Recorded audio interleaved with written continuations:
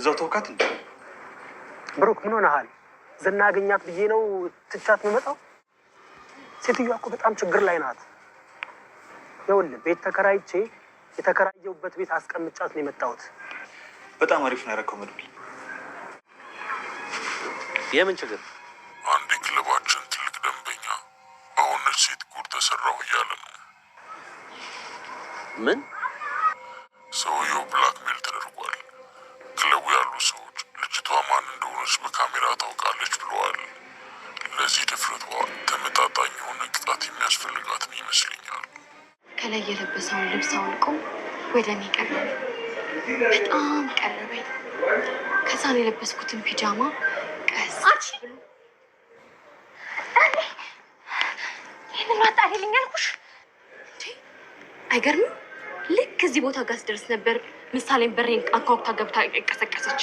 ኤፍራታ በመጨረሻ ማህፀኗን ለማከራየትና ከዲያስፖራው ጋር ተገናኘች። በመጨረሻም እንግዲህ ከብዙ ውጣ ውረድ በኋላ መጀመሪያ መርዙ ይህን ሀሳብ ሲያመጣው ምን አባ ካፈር ብላ ገደል ግባ እያለች ስትሳደብ የነበረችው ኤፍራታ በመጨረሻ እንግዲህ የእሱን ሀሳብ ተቀብላ ወደ ስራ ወደ ተግባር ገብታለች። የመጀመሪያውም እንግዲህ ከሰውየው ጋር አገናኝ ስትለው ነበር የነበረው። መርዞ ደላላውም እንግዲህ ብዙ ነገሮችን ተፍተፍ ካለ በኋላ አገናኝቷታል።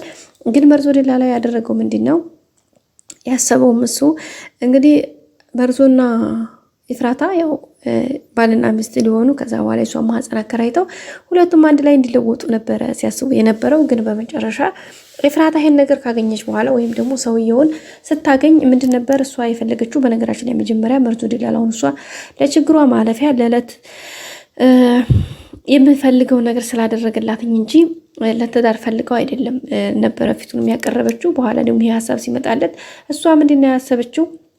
እንደማንም ብላ ሚስቱ ለመሆን ለማህፀን ኪራይ ብቻ ሳይሆን ሚስቱ ለመሆን ያሰበችው። እንግዲህ ተደጋጋሚ ጥያቄ ስጠይቀው ነበረ። መርዞንም እንዴት ሚስት የለውም ወይ ያቺ ለምን አትወልድለትም? እና ብዙ አይነት ተመሳሳይ ጥያቄዎች ስጠይቀው ነበረ። በመጨረሻም እንግዲህ ዛሬ ከዲያስፖራው ጋር ወይም ደግሞ ከዛ ከሰውየው ጋር ተገናኝታለች። ሲገናኙ እንግዲህ መርዞም ነበረ። ከዛ የመጀመሪያ እንግዲህ ሰውየው ወይም ዲያስፖራው መጥቶ ሰላም ሲላት ኦ ማይ ጋድ ከፎቶ በላይ በአካል ታምሪያለሽ፣ በጣም ቆንጆዬ ነሽ ያላት ነበረና መርዞ ደላላው ደግሞ እየከፋው ነበር። እንዴት እንደዚህ ላታር ምናምን ያለ። በነገራችን ላይ ቀድመው መርዞና ኤፍራታ እየተጨቃጨቁ ነበረ በብሩ ጉዳይ።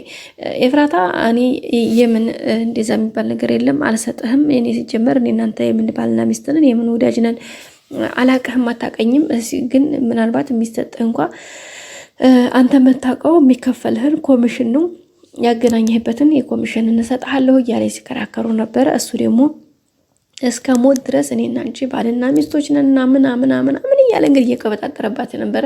በዚህ መካከል እንግዲህ ሰውየው ሲመጣ እሱ ገና ሲመጣ ነው እንግዲህ ኤፍራታ ሲያት የደነገጠባት። ከዛም እንግዲህ ዋው ታምሪያለሽ፣ ቆንጆ ነሽ እያላት ነበር። ከዛ በኋላ እንግዲህ መርዞ ደላላውን መርዞ ውጣልንማ ትንሽ ነገር እናውራ ሲል መርዞ እንግዲህ ደስተኛ አልነበረም። ለምን እንዴት እንዴ ምናምን እያለ ነበረ። ከዛ በዚህ መካከል ላይ እንግዲህ ደላላው ያ ሰውየው ባለሀብቱ እንግዲህ ብሩን ልቅ አድርጎ ሸጎጥ ሲያደርግለት በቃ አንተ እስከ ታመጣለህ ምናምን ብሎ ብሩን ተቀብሎ እንግዲህ ብድግ ብሎ ዞር ብሎ እንኳን አላያትም አላቅማማም። ከዛ በኋላ ነው ሄደው ማለት ነው ቤተሰቦቻችን።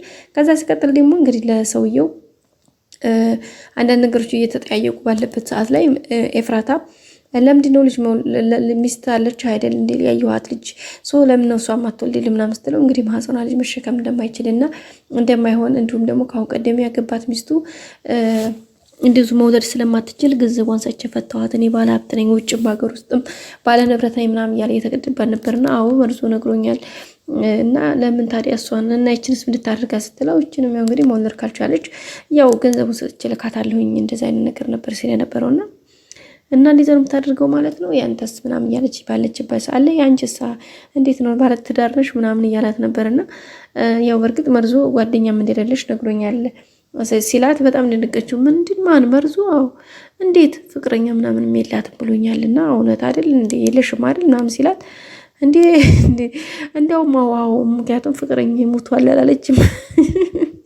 መጀመሪያ የተናደደችው እሷ ልክ ሰውየው ብር ሰጥቶት መርዞ ደላላው እሷን ጥሯት ሲሄድ የዛን ሰዓት አያችሁ በብር ሸጦኝ ሄደ ያለች ነበርና አወራሽ እንዴ ሲላት ሰውየው አረ የለም አላወራውም ኦኬ እንግዲህ እና በኋላ ደግሞ ፍቅረኛ የላትም ብሎኛል ሲላት በቃ አሁን እንደው ፍቅረኛ ይሞቷል አለች ማለት ነው። ይሻልሻል ኤፍራታ ይሄ እናቴ እሷን ደግሞ እንደው ማህሌት ኤፍራታ ከገንዘቧ ከእናቷ ልጅ ገንዘብን ትመርጣለች ብላኝ ነበረ። እውነት ነው ማለት ነው እያላት ነበረ። እንዴ እሱሳ ሞትልሻለሁ፣ ደፋልሻለሁ፣ ወርቅልሻለሁ፣ እነሳልሻለሁ፣ ወድሻለሁ እያለ ሲላት የነበረችውን ኤፍራታን እኮ ዞር ብሎ ሳያት ነው ላሽ ብሎ ሄዶ እሱ እናት ከሱ ሲሆን ሌላ ከሷ ሲሆን ሌላ ጉድ እኮ ነው። እና እንግዲህ መርዞ ዲላላው የዛሬውን ይችን ብር ይዞ ሄዷል ኮሚሽኑን። እንግዲህ ቀጣዩ ምን እንደሚሆን አብረን የምናየው ነው የሚሆነው። እንግዲህ ሰውየውና ኤፍራታ ግን ምናልባት ማች አድርጉ ይሆናል የሚል ተስፋ አለን። እሱን አብረን የምናየው ነው። ሌላው እንግዲህ ወይዘሮ ማርታና እንትና ይቅርታ ወይዘሮ ማህሌት ሶድ ቤተሰቦቼ እና ወይዘሮ ማህሌት እንግዲህ እንደምታደርገው እንዳያችሁት ያው ብዙ ለተንኮል ስፍራ አትጠፋም። እንግዲህ ዝና እንኳን ሁሉ ነገር አድርጎ መጨረሻ ላይ ሜዲያ ላይ ጥሏት እንግዲህ ድጋሚ ስቲል ተመልሳ ሌላ ተንኮል እየጠመዘች እያሽከረከረች ይዛ እየዞረች ነው የምትገኘው። በዛ ምክንያት እንግዲህ ብዙ ነገር እንትን እያላት ነው ያው በዛ ላይ እንደዛ እየሆነ እያለ አሁን ደግሞ ከዛም ተነስታ ያው ሰዎችን እንግዲህ ብላክሜል በማድረግ ግማሽ ሚሊዮን ብር ተቀብላ ነበር። እንግዲህ ያን የተቀበለችውን ግማሽ ሚሊዮን ብር ደግሞ ድጋሚ አሁን እያዋለችው ያለችው ለምንድነው ብሩክና ቅድስትን ለማጣላት መካከላቸው ሰው ልካ እንግዲህ ሰራተኛ አስመስላ አስገባች ማለት ነው። ቤተሰቦቻችን አስባችሁታል። እና አሁን ያችም ሰራተኛቱ እንግዲህ በልክ እየሰራች አይደለም ማለት ለሷ ኢንፎርሜሽኑን በሚገባ እያቀበለች አይደለም። ምክንያቱም እሷ ደግሞ ቤት ከመጣች በኋላ በመድብል ፍቅር ተጠልፋለች እና አሁን እሷ በቃ ማውራት የምትፈልገው ስለ መድብል ምናምን ነው እንጂ ስለ ማህሌት ስለላከቻት ነገር ያን ያክል አይደለም ማለት ነው ቤተሰቦቻችን። እና ወይዘሮ ማህሌት ደግሞ ሲቀጥል ደግሞ እንግዲህ ካሌብ ሞሲሳ የሚገርመው ምሽት ቤቱ ናይት ክለቡ እንግዲህ መጀመሪያ ብላታለች የካሌብ ነውና እንግዲህ ካሌብ ቤት ነው የሄዱት ወይም እንትኑ የካሌብ ነው። እዛ ቤት ነው እንግዲህ ያንን ሰው የሚያጠድመደችው። ሰውየው ደግሞ ለነ ካሌብ ስለተናገረ የሚገርመው በካሜራ ተፈልጋ እንግዲህ በካሜራ ተይዛለች ማለት ነው ማህሌት። ስለዚህ ወይዘሮ ማህሌት የትም ማምለጥ አትችልም። ስለዚህ እንግዲህ ካሌብ ከነፎቶ አመጣዋልና ተመጣጣኝ ቅጣት ትቀጣ ብሎ እንግዲህ መልእክት አስተላልፏል ለዝና። ዝና ደግሞ እንደምታውቁት በባለፈው ምንድነው እየሰራሽ ያለሽው ሲላት ኧረ ምናምን ብላ እንግዲህ ለመሸሸግ ብዙ ነገሮች ሞክራለች። አሁን ደግሞ ምንም አይነት ቢሆን ከኔ ውስጥ ከኔ እጅ አታመልጭም ወይውልሽ ብሎ እንግዲህ አስጠንቅቋት ነው ባለፈው እንዳያችሁት ሄደችውና ስለዚህ አሁን ማህሌት እየልትያዝ ነው ማለት ነው። የነ ብሩክን ትዳር መበጥበጡ ቀርቶባት ሌላ ኪሳራ ውስጥ ገብታለች። እንግዲህ ቤተሰቦቻችን ምን እንደሚበቃት አናቅም። ሌላው እንግዲህ ጠበቃው ተገኝቷል።